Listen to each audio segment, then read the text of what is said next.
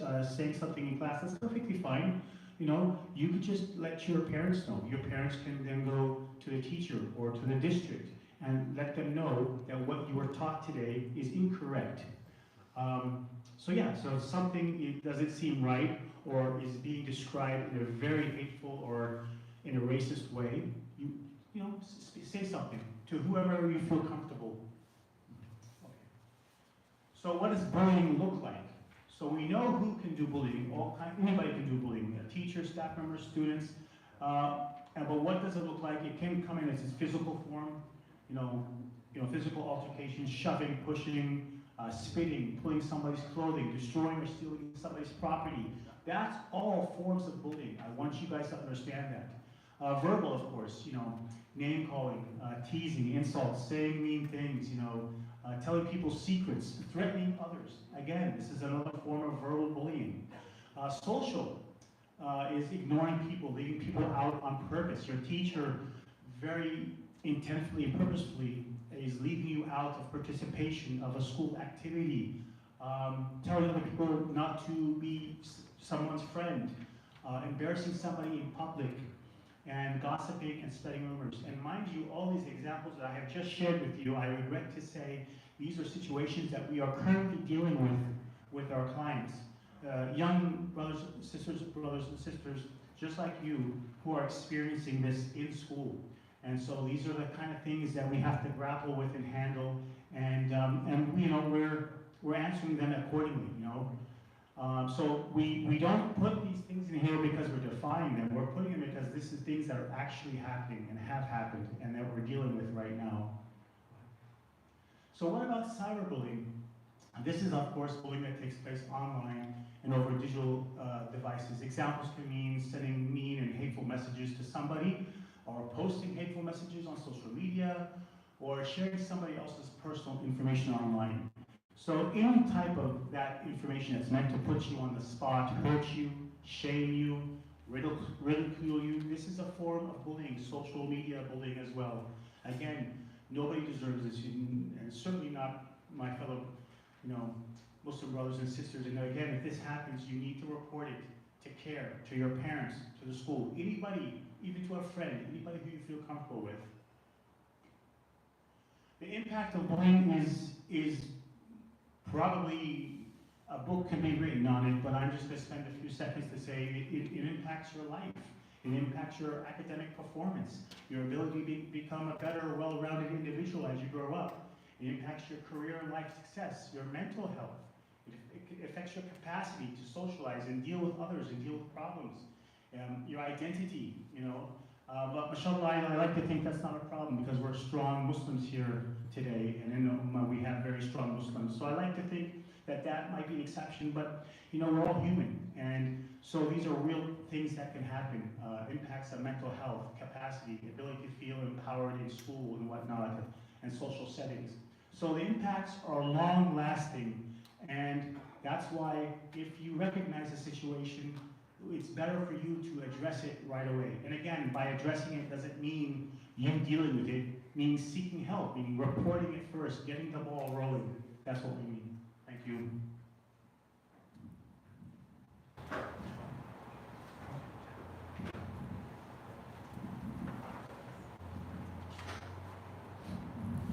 Assalamu alaikum, everyone.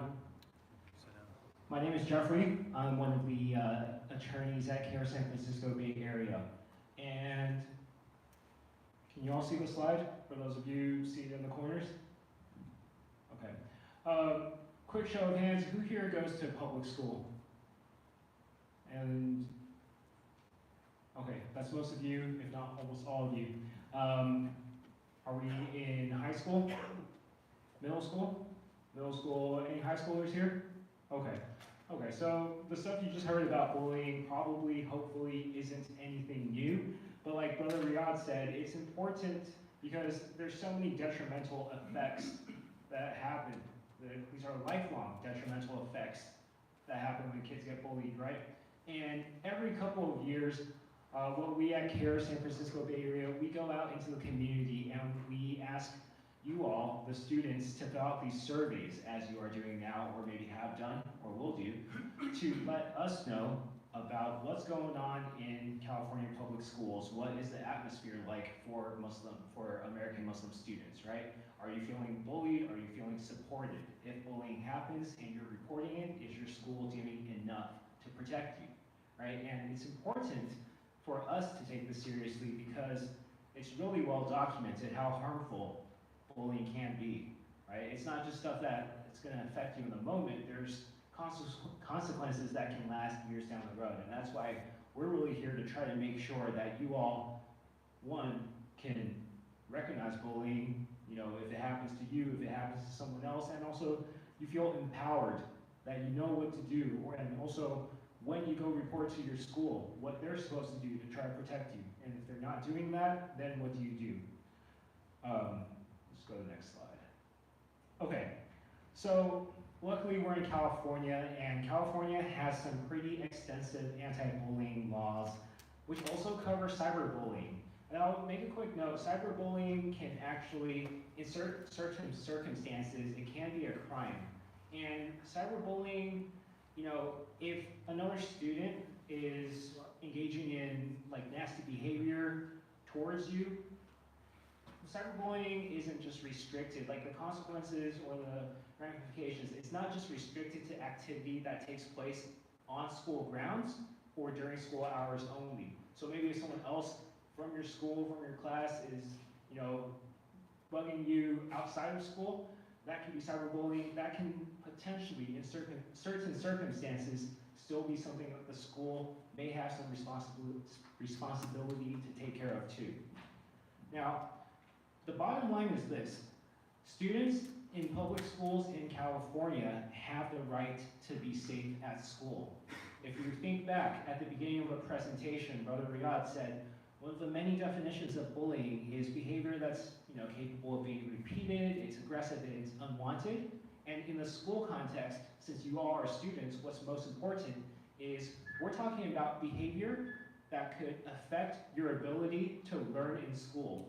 So if someone in, say, I don't know, one of your classes, or maybe even someone who doesn't share a class with you, but every day you're like walking through the halls and they're picking on you, if that's affecting your ability to like concentrate or to not feel safe, you don't feel safe going to a certain class or something, that could be bullying, and that could be something that the school could be on the hook to make sure that they have to give you a safe place to learn, right?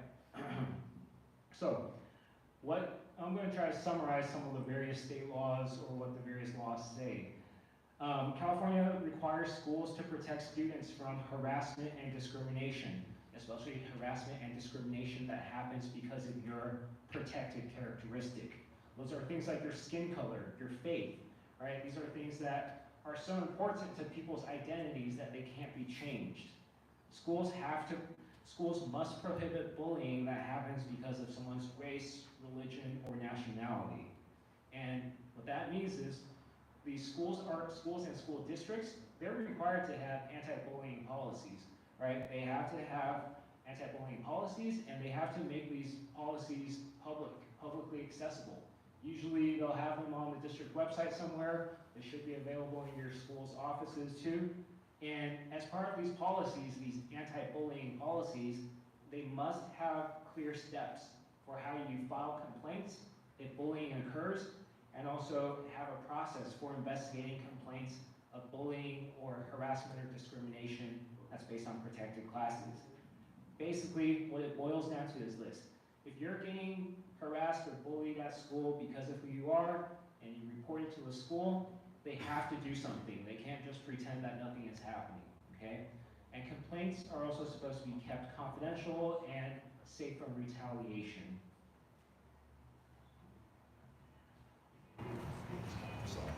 Finally, schools and school personnel, schools have a duty, so your school has a responsibility to supervise students while they're on school campuses during the school day, right? So they can be held responsible for any kind of loss of what we call educational opportunities. If someone is getting bullied so badly that they're unable to learn, they're unable to participate in class, they could be liable because that could be seen as a loss of an educational opportunity. And so the bottom line, again, I might sound like a broken record because I've said this already once. Bullying impacts your ability to learn, right? And the bottom line is your school has to provide you with a safe place to learn. So when bullying happens, it's important you report it. So, all right, so what do you not do if you're getting bullied? Let's start with that because it's a little bit shorter of a list. What don't we do if we're getting bullied or if we see someone else getting bullied? We at CAIR, San Francisco Bay Area, we do not encourage folks to confront or to engage or respond to the bullying behavior directly. We don't advocate, we don't encourage responding or retaliating with violence or name calling, because oftentimes that just keeps the cycle of violence or bullying going, right? And if you are the target of the bullying behavior, it's important to remember, don't feel ashamed or embarrassed. What you should do, though, is a couple of steps, not necessarily in this order, but sometimes it does make sense to first get yourself to a safe place, right? If you're being bullied, if this is happening physically to you, just try to put some distance between you and whoever it is bullying you. You want to get away from the dangerous situation if you can, right? If you're online, what this could mean is you screenshot what's happening, like whatever the harassing messages are, and then you block them, right? Whatever platform this is happening on, you put some distance. So either physically or if it's online, virtually, you block them, right? And then this one's important. You want to try to document things, right? You want to try to get as many details as possible. And if you have a phone and you can record, great. If you can't, you want to try to, after you get to a safe place, write down or recall as many specific details as you can, right? Specific dates or times. What happened? When was it? What day of the week was it, right? Where did it happen? Was this at school, in the locker room? Was it in social studies class? Who was involved, right? Who was the bully? Who was getting targeted? Did you report it to someone at school? If so, who did you report it to, right? Whether or not it was reported to the school, that can be pretty important too. Try to remember or try to get as many details as you can, right? If you spoke to someone at school about it, maybe like a vice principal, right? You want to try to get these details down because eventually, if, let's fast forward a little bit, if the school is just not being super responsive, not doing their job and protecting you, when you go seek legal help, the lawyers might ask you things like, okay, tell me more about who you went to talk to, right? Who from the school offered what kind of support, if any at all. And so you don't want to be like sitting there like, oh, maybe it was this teacher, maybe it was that teacher, right? The more credible you can seem, the more evidence you have, the more it helps you, the more it helps people help you, basically. And then,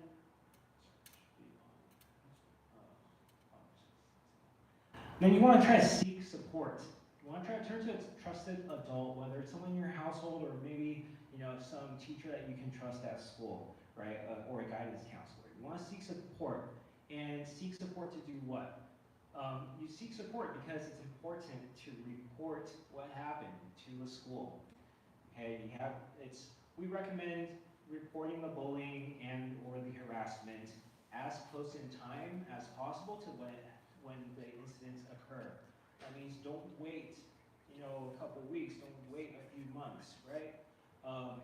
Report it to your school, report it as soon as you can, okay? If it's something that's happening over some social media platform, consider also reporting it to the platform directly too. Some kinds of discrimination or bullying behavior violates these, what we call terms of services. Basically, when you agree to sign up for a service, a lot of times you're agreeing to also, follow these rules. And a lot of the rules for these various social media platforms, they say you can't engage in certain kinds of bullying. So take advantage of that too. Okay. You want to document. Again, document. This is the second time I'm saying this word right here on the slide. You want to take notes of everyone you've reported it to and maybe what they're telling you. If they're saying, okay, we're going to investigate, right? If they're saying, okay, we're going to, do X, Y, and Z, you want to try to document that too.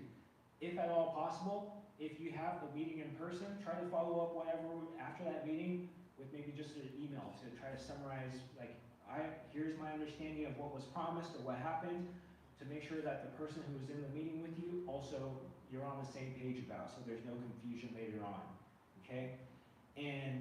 it's important. Why is it important to document and report?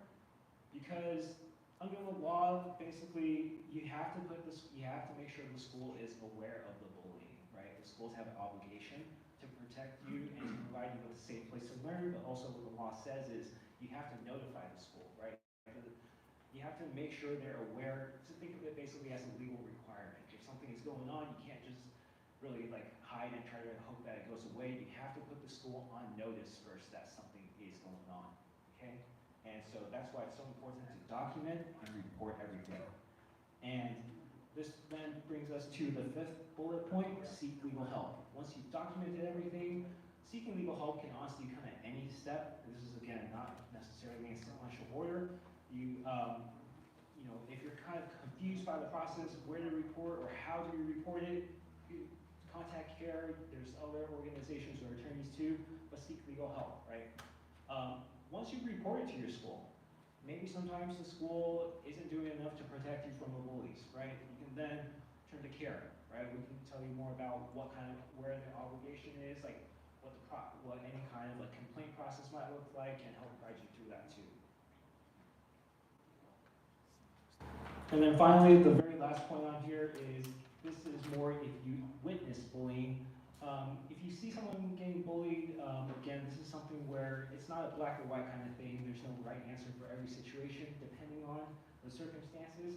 Maybe step in if it's safe to do so, but one of the things we usually recommend, and this is something where CAIR also has a bystander intervention training, where we oftentimes encourage people to don't confront the bully or the aggressor directly. Go support the person being targeted.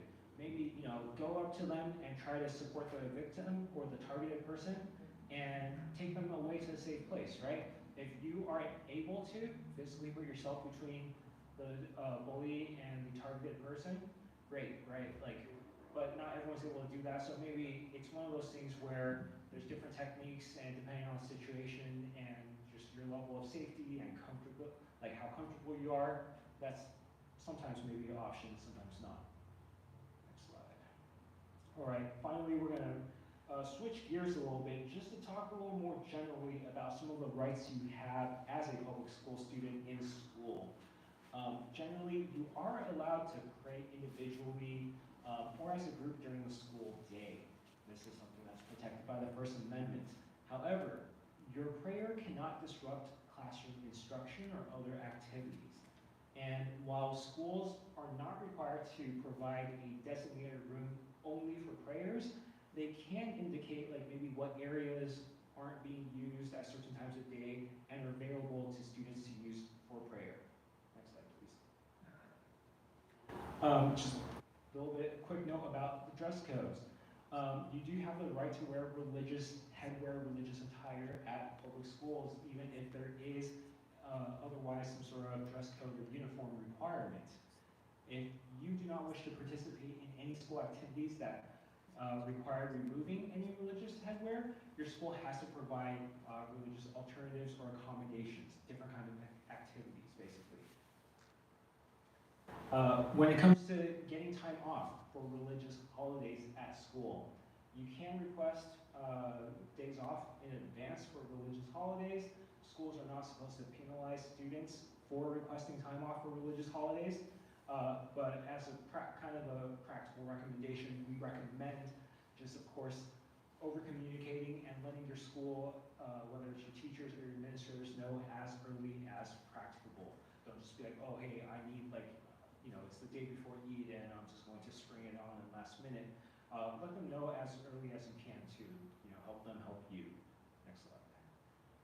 And finally, when it comes to expressing your political opinions or just freedom of speech generally at school, students in public schools usually cannot be punished for exercising their rights to free speech. That means that you usually can wear like pins or buttons that have political messages on them, or to give out petitions.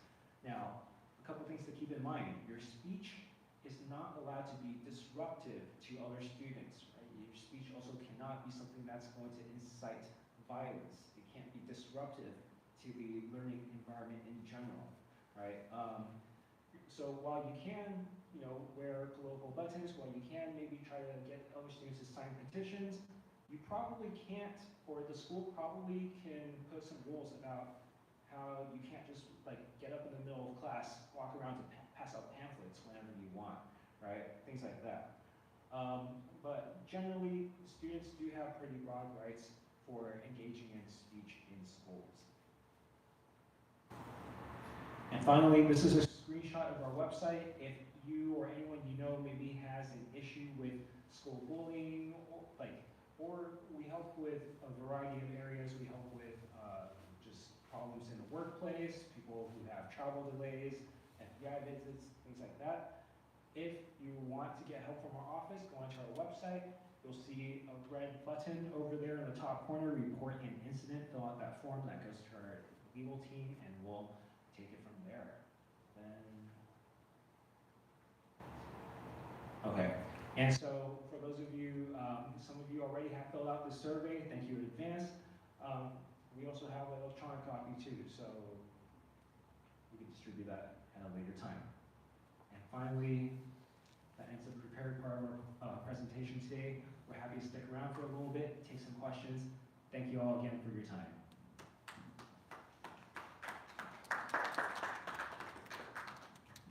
Thank you so much, Brothers Jeffrey and Reid. We are due for an answer, so I don't want to see some brothers are here from work. I don't want to delay them too much. Are there any questions? Please. On the sister side, if there are any, I'm going to kindly ask, I was going to ask like over anywhere, I don't want to discriminate sisters. If in here, please reach out to brothers after prayer. Again, we have some people working, and they only take limited time to come here. So we thank CAIR again for their informative session.